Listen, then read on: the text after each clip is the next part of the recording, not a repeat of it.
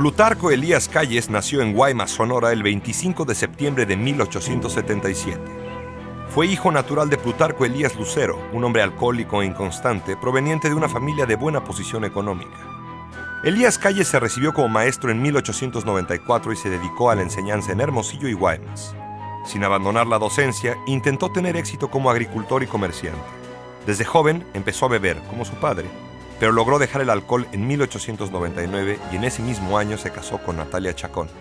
Hacia 1903 comenzó a cultivar las tierras de su padre, el rancho de Santa Rosa, pero dejó esas labores 3 años después. Entonces se trasladó a Agua Prieta, donde el gobernador maderista José María Maytorena lo nombró comisario y se encargó de la aduana. Después de la Decena Trágica, Elías Calles se aplicó a reclutar voluntarios contra el gobierno de Victoriano Huerta en Estados Unidos, y el 5 de marzo de 1913 entró al país con un pequeño contingente para unirse a la lucha contra el asesino de Madero. Calles, designado jefe de armas de Nogales, quedó bajo las órdenes de Álvaro Obregón, jefe del ejército constitucionalista en Sonora. Para diciembre de 1913, Calles ya era coronel y comandante militar de Hermosillo. Tras la victoria de los constitucionalistas sobre el régimen de Huerta, sobrevino la ruptura entre los revolucionarios que lo habían combatido. En Sonora, el gobernador Maytorena apoyó a Villa y se opuso a Venustiano Carranza, con lo que se ganó también la enemistad de Calles y Obregón. En octubre de 1914, las tropas maytorenistas y villistas pusieron sitio a la ciudad de Naco, defendida por Plutarco Elías Calles. Después de más de 3 meses de resistencia, Calles obtuvo la victoria y el grado de general brigadier. Cuando Calles derrotó definitivamente a Maytorena, Carranza le extendió el nombramiento de gobernador y comandante militar de Sonora el 4 de agosto de 1915. En ese puesto, Calles promulgó leyes moralizadoras, como la prohibición de las bebidas alcohólicas. Logró avances en la aplicación de la justicia y expidió medidas para reactivar la economía y la agricultura. Abrió escuelas para huérfanos, como si quisiera prevenir el abandono que él mismo había sufrido. Además, expulsó al clero del Estado en un acto que presagiaba el mayor conflicto armado de su vida, la Guerra Cristera. En la rebelión de Agua Prieta en 1920, Calles apoya a Obregón contra Carranza. Asesinado este en mayo, los dos sonorenses se convirtieron en las 2 máximas figuras de la revolución. Tenían temperamentos opuestos, pero se complementaban. Obregón era jovial, intuitivo, contradictorio. Calles, lo contrario, introvertido, serio, reflexivo, congruente. La historia y la política, más que la simpatía y la amistad, los vinculó.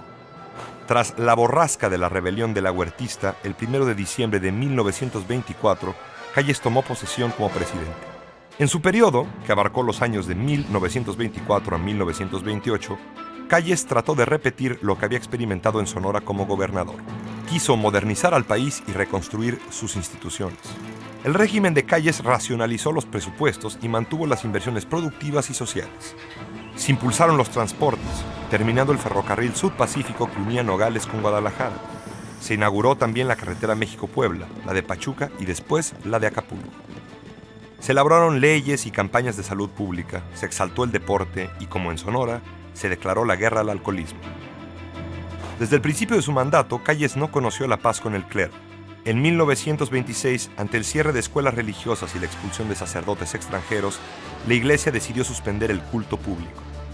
Los obispos no llamaron a la rebelión, pero la rebelión estalló sin su consentimiento. En el occidente de México, una buena parte del pueblo campesino se levantó para defender su religión. Por 3 años, los cristeros practicaron una guerra de guerrillas similar al zapatismo.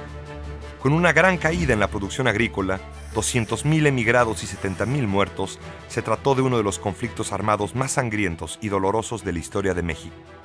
Calles, el reformador norteño, no entendía ni justificaba lo que llamaba fanatismo del viejo México. Al momento de la rebelión cristera asomaba ya un problema más en el horizonte: la sucesión presidencial. En 1926 sonaba la vuelta de Obregón, aunque el lema revolucionario por el que habían peleado era lo opuesto a la reelección. Aunque Álvaro Obregón resultó electo, fue asesinado antes de tomar posesión del cargo. En su último informe, después del asesinato, Calles condenó al reeleccionismo y favoreció la elección de Emilio Portes Gil como presidente interino.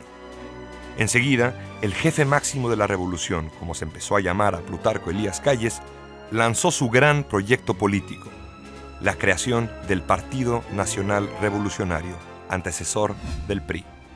En sus primeras elecciones presidenciales, el nuevo partido lanzó como candidato a Pascual Ortiz Rubio, y aplicó por primera vez su tecnología de fraude electoral contra José Vasconcelos, candidato opositor. Al final, en noviembre de 1929, se declaró ganador a Ortiz Rubio, en unas elecciones que con toda probabilidad perdió. A los presidentes Ortiz Rubio, Portes Gil y su sucesor Abelardo Rodríguez se les consideró títeres de Calles. Por eso, a los años que corren entre 1928 y 1934, dominados en realidad por el jefe máximo, se les llamó el Maximato.